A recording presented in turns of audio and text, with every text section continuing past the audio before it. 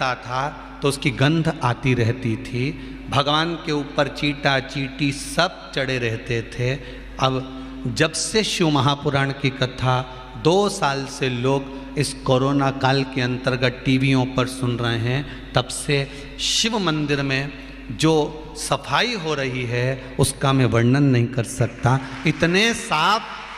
बहुत बहुत साधुवाद जी महाराज जी, बहुत बहुत साधुवाद। आपने मन का भाव लिखा, बहुत बहुत सुंदर। विराजमान श्री शिवाय नमस्तुभ्यं। शिव मंदिर में जो सफाई हो रही है, और केवल एक, इन्होंने लिखा है एक मंदिर का नहीं कह रहा हूं मैं हमारे गांव के पास में जितने मंदिर हैं शंकर जी के, वहां पर माताएं हो बच्चे हों सफाई कर कर चले जाते हैं, और शाम होती है श्रृंगार कर कर चले जाते।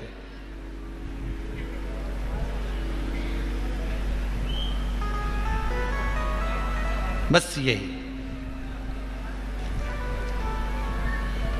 लोग भले उनको पागल कहते हो, पर सत्य मायने में कहता हूं कि उनके बराबर कोई समझदार नहीं है, उनके बराबर कोई समझदार नहीं। एक वो गाने की लाइन आ गई हुई है ध्यान में महाराज, सब कुछ सीखा हमने ना सीखी होशियार। हमने जीवन में एक चीज की होशियारी नहीं सीखी, क्योंकि हम बच्चे हैं और वो हमारा पिता है। ज़्यादा होशियार बनकर अपने को कहीं नहीं जाना। अपन तो ऐसे बन के जाओ, जो होशियार हैं उनको होशियार रहने दो, जो होशियार हैं उनको होशियार रहने दो। एक शंकर की भगत उज्जैन कुंभ में मिली। जो बड़ी अगरबत्ती लगी थी ना, एक लंबी वाली, उस अगरबत्ती के पास में हमारा कैंप था। अब बाबा का कैंप लगा हुआ था, शिव कथा चल रही थी। क्या हो सकता है, मंदिर में दीप किस लिए जलाया जाता है? हम मंदिर जाकर भगवान को दीप क्यों लगाते हैं, किस लिए लगाते हैं? शंभु ओम नमः शिवाय। ओम नमः शिवाय। ओम नमः शिवाय।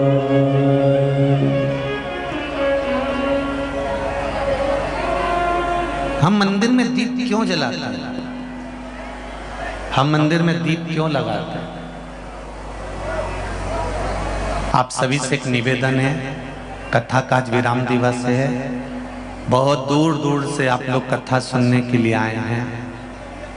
10-10, 20-20 रुपए ऑटो वाले को भी दिए होंगे यहाँ तक आने का और जाने के लिए भी। मात्र 3 घंटे की कथा में से आधा घंटा तो आशीष भैया ले जाते हैं, बचते हैं 2.5 घंटे। उस 2.5 घंटे में से थोड़ा सा समय भजन में निकल जाता है, बचता है थोड़ा समय। शंकर भगवान से लगन लगा लो। पहले भी कथा में कहा था, मेहमान जब घर से जाते हैं लिफाफा तभी उनको दिया जाता है। बोलो सही है कि गलत है? बुआ जाते जाते अपने भतीजे को रुपये देकर जाती है, मामा जी जाते जाते अपने भांजे को आखिरी में पैसे देकर जाते हैं, फूफा जी जाते जाते आखिरी में कुछ ना कुछ अपने बच्चों को देकर जाते हैं। आखिरी का जो दिन होता है वो कुछ देने और लेने का होता है। और आज ही का वो दिन है गंगा दशहरे का, जिस दिन आज मेरा भोलेनाथ, आप कथा प्रेम से सुन लें तो मेरा बाबा जाते जाते आपको कुछ देकर चले जाए। इसलिए स्नेह से शंभो हर हर महादेव। हम मानते हैं कि अपार जन समुदाय है। आज कथा में जब प्रवेश कर रहे थे तो कह रहे थे पूरे बुंदेलखंड के इतिहास का पहला जन समुदाय देखा है जो इतनी भीड़ अपार पड़ी पूरे बुंदेलखंड।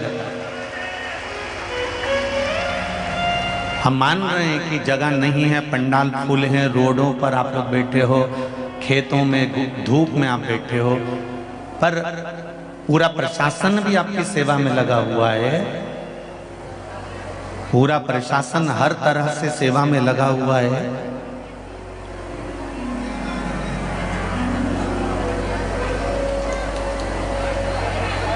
शिव भक्ति में शंकर के स्मरण, आपका चित्तवृत्ति, आपका मन परमात्मा को दिया जाए। दिया क्यों लगाते हैं हम? मंदिर में दीप क्यों लगाते हैं? दिया लगाने का कारण क्या होता है? दिया लगाने का केवल एक कारण होता है, हम भगवान के मंदिर में प्रकाश करने के लिए दिया नहीं लगाते, हम भगवान के मंदिर में उजाला करने के लिए दिया नहीं लगाते।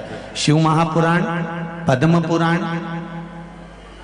और हमारा शास्त्र वर्णन करता है कि हम जब भगवान के मंदिर में दिया लगाते हैं, दीप प्रज्वलित करते हैं, तो दिया परमात्मा के लिए नहीं लगाते। जब हम दीप प्रज्वलित करते हैं तो जैसे ही मंदिर में प्रकाश होता है वैसे ही हमारी जिंदगी में चारों तरफ प्रकाश होना प्रारंभ हो जाता है।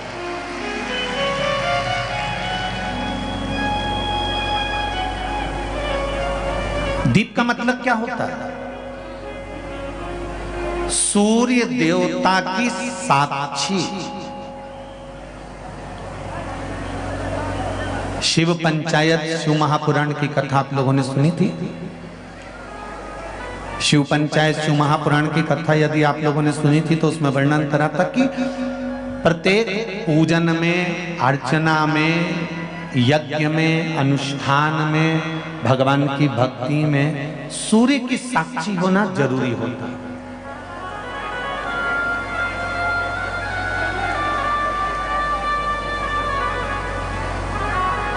प्रत्येक ब्राह्मण देवता कर्मकांड करने वाले जब ब्राह्मण देव पूजन कराते हैं तो सबसे पहले सूर्य की साक्षी कराकर दीप को प्रज्वलित करते हैं कि ये सूर्य की साक्षी देते हैं।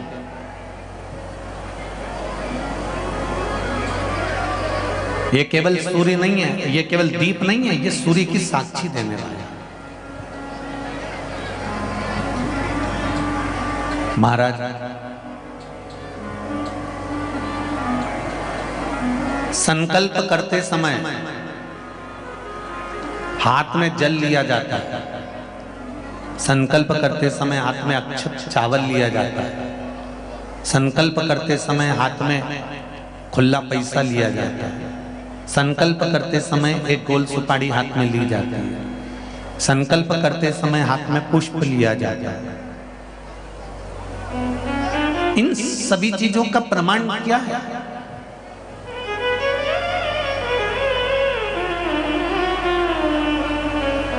क्यों इन चीजों का प्रमाण कहा गया कि संकल्प लेते समय हाथ में जल लीजिए, संकल्प लेते समय हाथ में चावल लीजिए, संकल्प लेते समय हाथ में आप कुछ मुद्रा धारण कर लीजिए, कोई सुपारी ले लीजिए, जल ले लीजिए? इनका प्रमाण क्या है?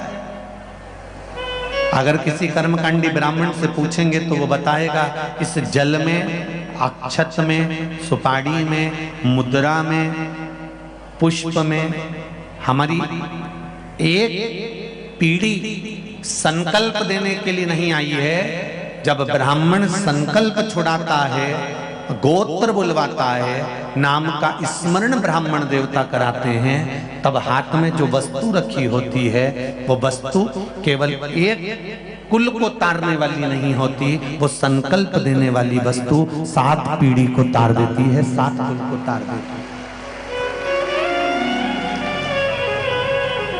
उसी तरह मंदिर में लगाया गया दिया केवल मंदिर को प्रकाशित नहीं करता, मंदिर में लगाया गया दीप केवल मंदिर को उजाला नहीं करता, मंदिर में लगाया गया दीप सबसे पहले अगर प्रकाश देता है, सबसे पहले उजाला देता है, तो हमने जैसे ही दीप को प्रकट करा और प्रकट करते से वो दिए ने सबसे पहले प्रकाश हमारे हृदय में करा और हमारी जिंदगी में करा, हमारे जीवन में वो प्रकाश करा।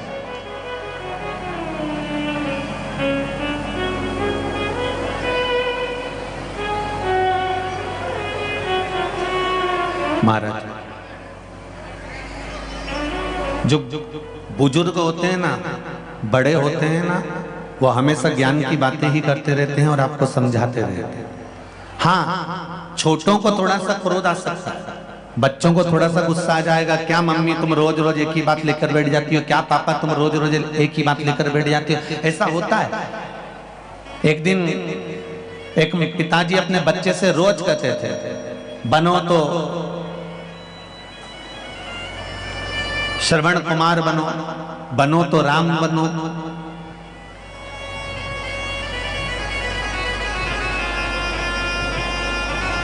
प्रतिदिन एक माता पिता अपने बच्चे को रोज डांटते हैं, बनो तो राम बनो, बनो तो श्रवण बनो, बनो तो राम बनो, बनो तो श्रवण बनो। एक दिन बच्चे को क्रोध आ गया और बच्चा गुस्से में आकर बोला, क्या पापा मम्मी रोज राम और श्रवण बनने को कहते हो, कभी कृष्ण बनने को तो कहते ही नहीं हो।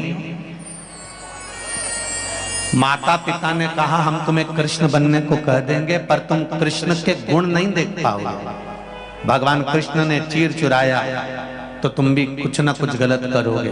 भगवान कृष्ण ने माखन चुराया तो तुम उनकी चोरी की लीला को पकड़ोगे।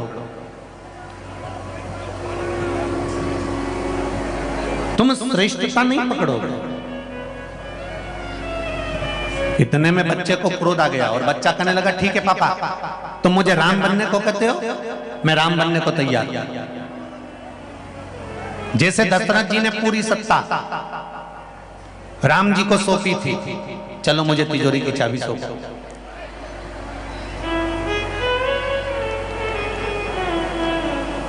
बड़ों का छोटों को जो उपदेश होता है वो ज्ञान प्रदान करने वाला होता है। छोटों को जो उपदेश दिया जाता है वो ज्ञान के लिए दिया जाता है। और बहुत समझने वाली बात है, बाजार में तुम्हारे सागर में आम की कीमत कितनी है? जम के बोलो जरा। 60 रुपए, 80 रुपए, 100 रुपए किलो। सेवफल की कीमत कितनी होगी? 60 रुपए, 80 रुपए, 100 रुपए। जितने भी गीले फल होते हैं, अंगूर है, सेवफल है, आम है, संतरे हैं, मौसम्बी है, चीकू है, केले हैं, ये जितने भी गीले फल हैं, बाजार में जाकर इनकी कीमत पूछोगे तो 100 रुपए, 80 रुपए, 40 रुपए, 50 रुपए इतनी कीमत होगी। और बाजार में ये तो गीले फल हैं। और सूखे जो फल होते हैं, जैसे अंगूर की कीमत पूछो और अंगूर जब सूख जाए, उसकी जब किशमिश बन जाए, उसकी कीमत पूछो कितनी होगी। किशमिश की कीमत अंगूर की कीमत से ज्यादा होगी कि नहीं होगी? अरे जम के तो बोलो, होगी ना। गीले फल की कीमत कम होती है और सूखे ड्राई फ्रूट्स की कीमत, सूखे फल की कीमत ज्यादा होती है। उसी तरह एक साधारण सा युवान व्यक्ति और एक बुजुर्ग व्यक्ति, इन दोनों में सबसे ज्यादा जो कीमत वाला होता है वो बुजुर्ग होता है, क्योंकि उसकी सूख कर कीमत हो गई। संसार सागर में आकर उसने ना जाने कितने दुख झेले हैं। संसार सागर में आने के बाद उसने ना जाने कितने तकलीफों को झेला है, ना जाने कितने कष्ट को झेला है, ना जाने कितने दुखों को झेलकर उसने अपनी जिंदगी का यापन करा है। एक साधारण विषय नहीं, एक बुजुर्ग, जितने भी बूढ़े व्यक्ति नजर आते हैं दुनिया के नवयुवक बच्चों को, तो उनको देखकर हंसी आती है कि ये बुजुर्ग हैं, इनका हाथ कांपता है, इनके मुख कांपता है, इनके चलने में इनको तकलीफ आती है। पर देखा जाए तो बुजुर्ग की जो कीमत है, एक वृद्ध व्यक्ति की जो कीमत है, वो घर में रहने वाला जो बूढ़ा व्यक्ति है उसकी कीमत जब समझ में आती है जब बुजुर्ग व्यक्ति उस घर से चला जाता है, उसकी कीमत तब समझ में आती है।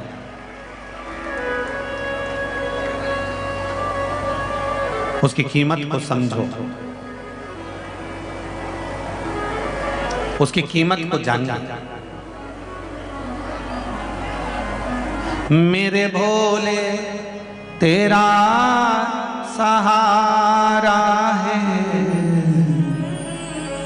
मेरी नैया का तू किनारा है, मेरी नैया का तू किनारा है। शिव भक्ति की कीमत को समझ में संत, साधु, सन्यासी, तपस्वी, साधक, उपासक, इनकी कीमत को हमें समझना है। महाराज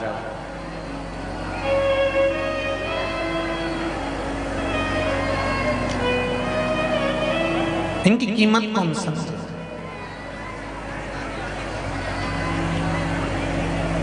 शिव महापुराण की कथा कहती है कि भगवान शंकर माता पार्वती के साथ में विराजमान थे।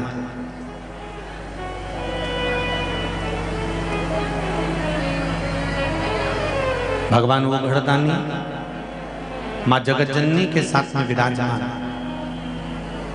और आज भगवान शंकर के नेत्र से एक अश्रु गिर गए।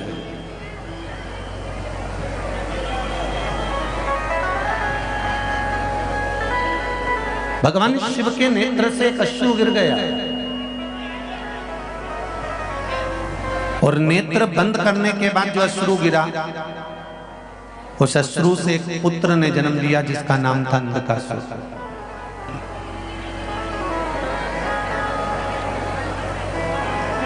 एक पुत्र ने जन्म लिया जिसका नाम अंधकासुर। महाराज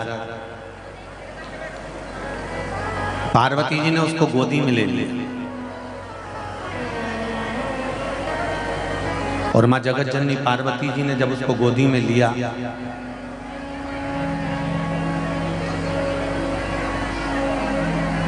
और गोदी में लेकर मां पार्वती उसको शिव जी के सम्मुख में लेकर आ गई। शंकर भगवान के सामने लेकर आकर माता पार्वती जी ने कहा, ये आपका पुत्र है।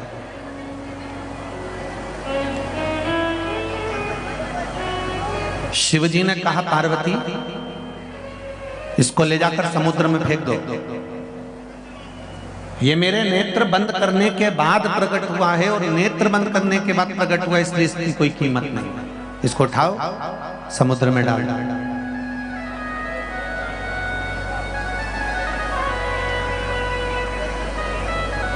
उठाकर इसको समुद्र के अंदर डाल दीजिए, फेंक दीजिए। पार्वती जी ने कहा, प्रभु आप कैसी बात करते हो? ये आपका पुत्र है, ये आपका बेटा है।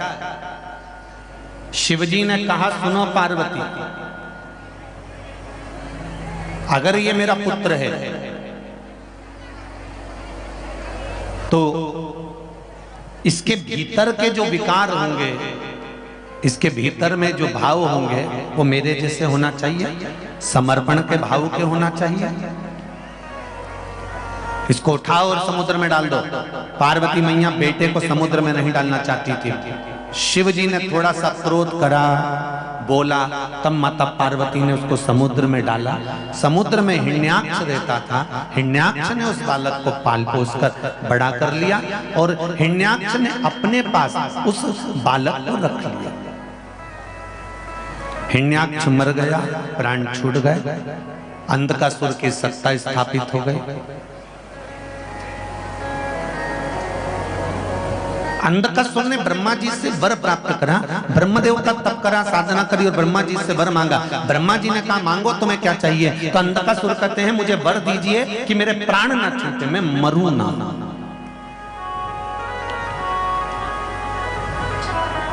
संसार सागर में जितने भी जन्म लेते हैं ना, ये पूरे इसी विचार में रहते हैं कि हम यहाँ पर परमानेंट रहने आए।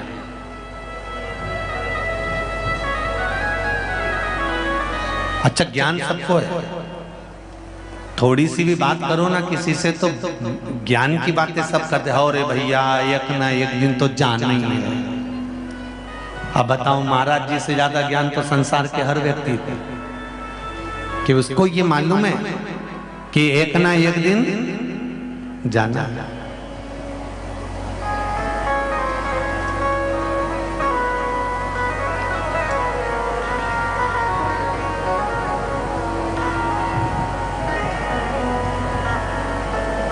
एक दिन प्राण छूट जाना।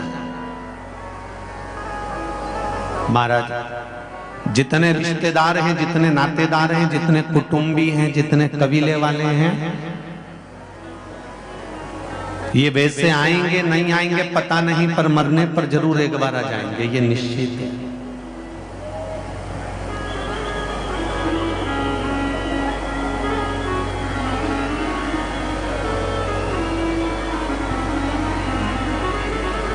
अंधकासुर को भी ये लगा कि मैं मरूं ना। संसार में जन्म लेने वाला हर व्यक्ति ये सोचता है कि मेरे प्राण नहीं छूटना चाहिए, मैं अभी मरना नहीं चाहिए। और बिल्कुल सत्य है, एक चींटी को भी अगर आप थोड़ा सा पकड़ने का प्रयास करोगे तो वो चींटी भी भागती है। एक चींटे को भी पकड़ने का प्रयास करोगे तो वो चींटा भी भागता है। एक झिंगुर, एक खटमल, एक माथे में रहने वाला जू, उसको भी पकड़ने का प्रयास करोगे तो वो भी भागता है।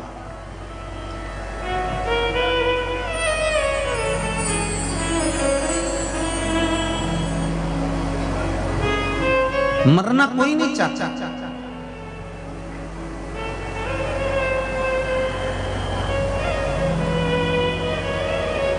परमात्मा ने एक नियम बहुत अच्छा बना रखा है कि मुट्ठी बांध आया जग में, हाथ पसारे जाएगा।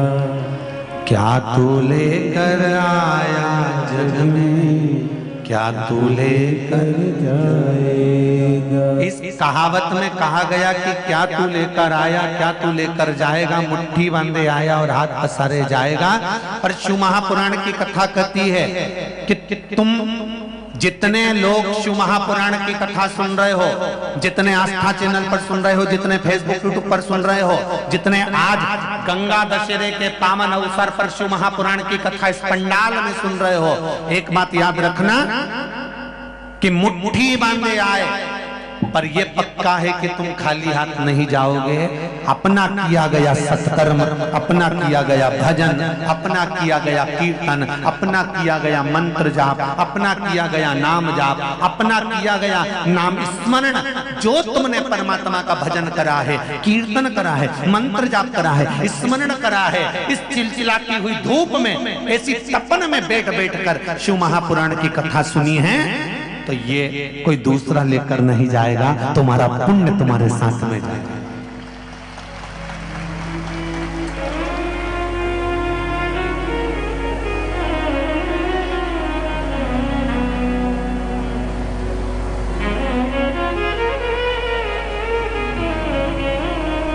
तुम्हारा पुण्य तुम्हारे साथ जाने वाला है, कोई तुम खाली हाथ नहीं जाने वाले हो।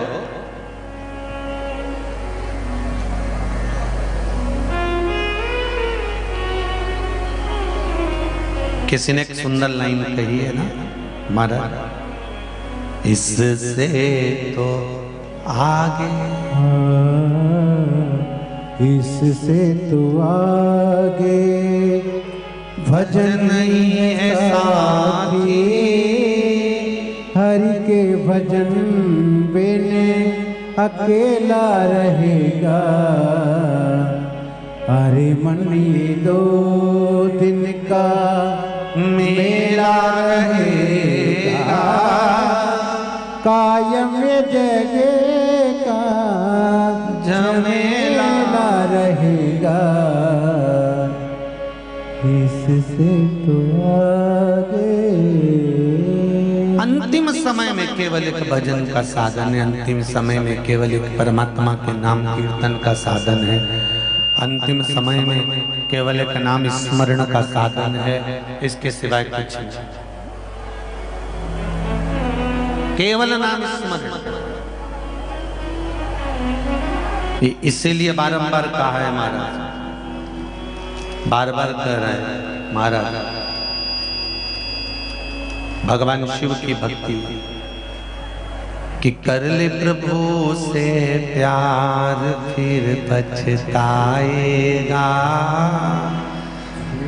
झूठा है संसार धोखा। भगवान शिव की कथा करती है। संसार सागर में आने के बाद केवल अगर परमात्मा का नाम नहीं लिया, स्मरण नहीं किया, कीर्तन नहीं किया, मंत्र जाप नहीं किया तो धोखा ही। महाराज श्री शिवाय नमस्तुभ्यं। श्री शिवाय नमस्तुभ्यं। श्री शिवाय नमस्तुभ्यं। श्री शिवाय नमस्तुभ्यं। श्री शिवाय नमस्तुभ्यं। शिव का स्मरण, मंत्र जाप। कहा मृत्यु निश्चित है, आएगी, मरना पड़ेगा, इसको कोई टाल नहीं सकता।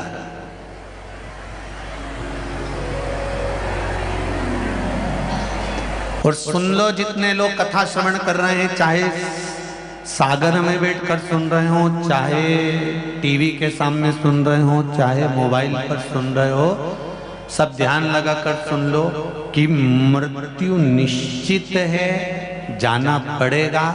पर एक बात का स्मरण अपनी जिंदगी में रखो कि मरने की जो घड़ी होती है, प्राण छूटने का जो समय होता है, उस समय पर तुम सोचो कि भगवान का नाम निकल जाए, भजन निकल जाए, कीर्तन निकल जाए।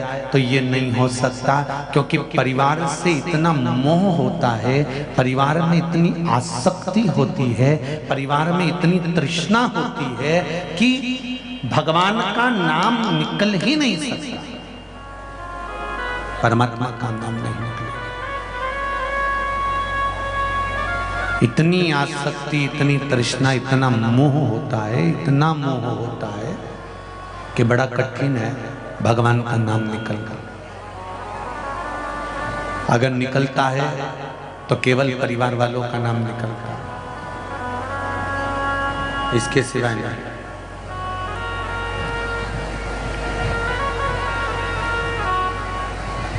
तो क्या करना है? जितने गांव के लोग बैठे होंगे वो एक बात जानते होंगे, पानी गिरने से पहले गांव का व्यक्ति अनाज कोठी में भर के रख लेता है। बोलो सही है कि गलत है? अरे बोलो, जरा जम के बोलो। गांव का व्यक्ति अनाज कोठी में भर कर रख लेता है। बुजुर्ग पहले की माताएं कहती थी अब 4 महीना पानी वानी गिरेगा, कुछ सुखा नहीं पाएंगे, इसलिए मिर्ची लाकर सुखाकर, धनिया लाकर सुखाकर, फिर कुछ सामान लाकर सुखाकर, पिसवा कर, डब्बों में भरकर, पॉलीथीन पन्नी लगाकर, उसका ढक्कन मक्कन पैक करके बुजुर्ग माताएं पहले के समय की गांव का व्यक्ति उसको संभाल कर रख देता था। इनसे ये सीख लो कि बारिश आएगी तब अनाज संभाल नहीं पाओगे, इसलिए बारिश से पहले अनाज को संभालो। बारिश आए उससे पहले अनाज को संभाल लो। ये शिव महापुराण की कथा कहती है मृत्यु आए उससे पहले इस आत्मा को संभाल कर परमात्मा को निछावर। शिव पुराण संभाल नहीं पाओगे।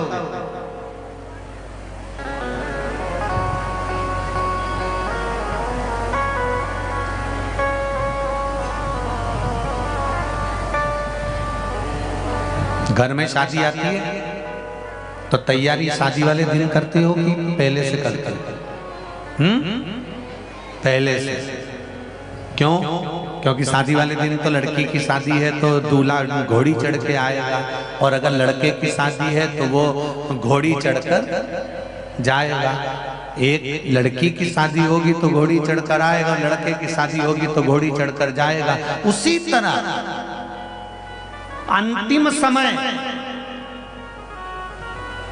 जिस दिन इस जीवात्मा को परमात्मा से मिलना है, प्राण छोड़कर जाना है, चले जाना है, उस दिन तो घोड़ी चढ़कर यम, पाड़ा चढ़कर यमराज आएगा और पाड़ा चढ़कर ही यमराज हमको लेकर चले जाएगा। उस दिन कुछ नहीं कर पाओगे, केवल आंख से आंसू झड़ेंगे, नैनों से नीर बहेगा, पलंग पर पड़े रहोगे, डॉक्टर अपना काम करेगा। तब एक तुम्हारे काम जरूर आएगा, जो तुमने आज सागर में बैठकर जो शिव महापुराण की कथा सुनी है, ये तुम्हारे अंतिम समय में काम आएगा। 3.5 करोड़ रोम छिद्र ये मनुष्य के शरीर में है।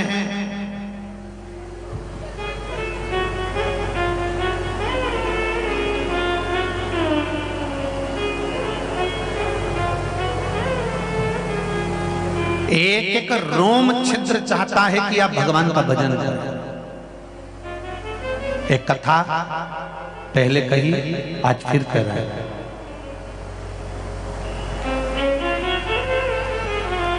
द्रौपदी ने बुलाया और भगवान कृष्ण दौड़ कर गए।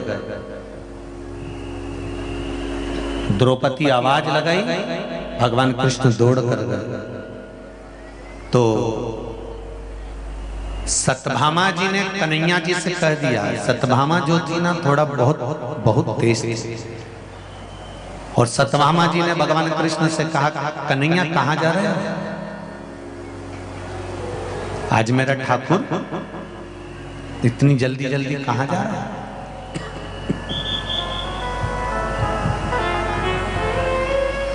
भगवान कृष्ण कहते हैं, सत्यभामा, हे सत्यभामा, मैं द्रौपदी के यहां जा रहा हूं। कृष्ण, ये द्रौपदी में ना जाने क्या है, कभी सुबेरे आवाज लगा देती है, कभी दोपहर में आवाज लगा देती है, कभी शाम को आवाज लगा देती है, और भगवान कृष्ण को दौड़कर द्रौपदी के जाना पड़ता है। सत्यभामा जी ने पूछा, आपका और द्रौपदी का संबंध क्या है? कोई किसी व्यक्ति के यहाँ अगर दौड़ दौड़ के जा रहा है, कोई व्यक्ति के यहाँ अगर बार बार पहुंच रहा है, तो संबंध है क्या? क्या संबंध है आपका और द्रौपदी की? भगवान कृष्ण ने कहा, वो मेरी बहन है, वो मेरी बहन है। जब मेरे हाथ में चोट लगा था, तो उसने अपने साड़ी का पल्लू फाड़ कर चीर निकाल कर मेरे हाथ में बांधा था। जब उंगली कटी तुम्हारी, मैंने फाड़ी आधी साड़ी, क्या भूल गए गिरधारी, जब उंगली कटी तुम्हारी,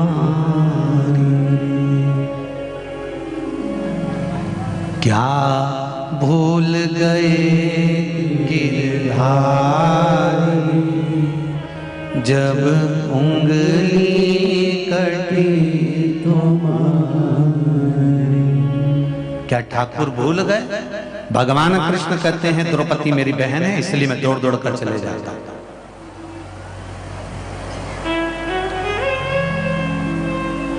सत्यभामा ने बुद्धि लगाई। बहुत ध्यान देना इस संवाद पर। ओम शिव महापुराण कथा का ये छोटा सा संवाद अपनी जिंदगी में उतार कर रखना। द्रौपदी ने बुद्धि लगाई। शिव महापुराण की कथा कहती है, शंकर के मंदिर में जाना तो बुद्धि मत लगाना, भक्ति लगा लो। बुद्धि से शिव नहीं मिलेगा, पर भक्ति से शिव मिल जाएगा।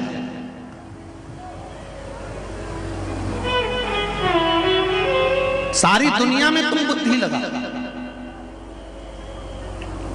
सारी दुनिया में जाकर तुम बुद्धि लगा, पर भगवान के चरणों में पहुंचकर बुद्धि नहीं, भक्ति होना चाहिए।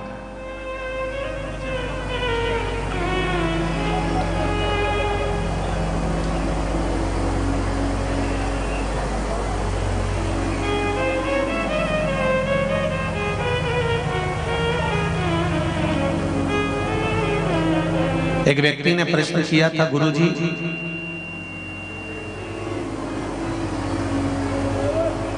आपने कभी शंकर जी को देखा है? सागर के लोग बहुत प्रश्न करते हैं, ढेर सारे हैं, ये सब लिखे पढ़े बैठे हैं ढेर, और इधर भरे हैं।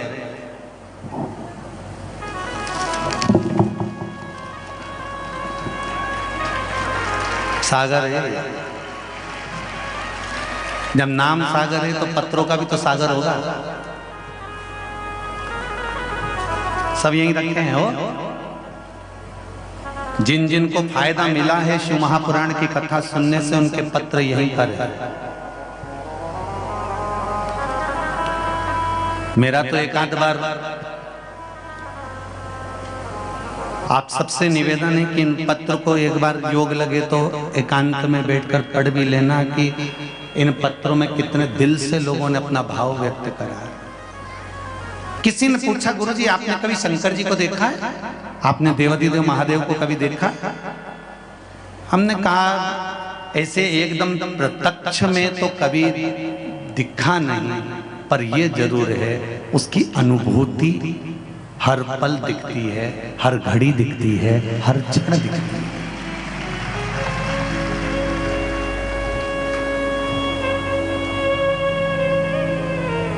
फिर आपने कैसे कह दिया कि भगवान को पुकारो तो भगवान आ जाता है, भगवान को बुलाओ तो भगवान आ जाता है? फिर आप कैसे कह सकते? तो हमने कहा हमारा वेद और पुराण, हमारा शास्त्र कहता है।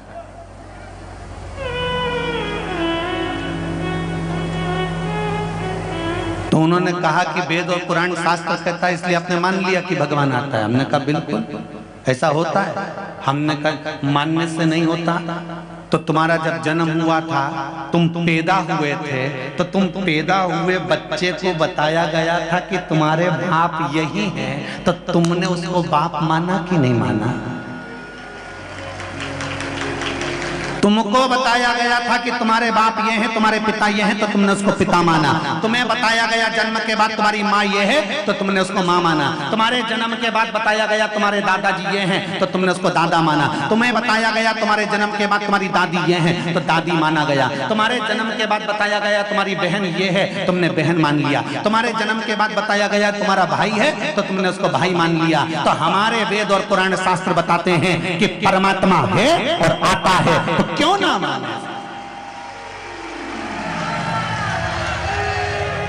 हमारा वेद और पुराण, हमारा शास्त्र, हमारे ऋषिवर बताते हैं कि परमात्मा है, मिलेगा, आएगा, हर पल मिलता है, हर पल।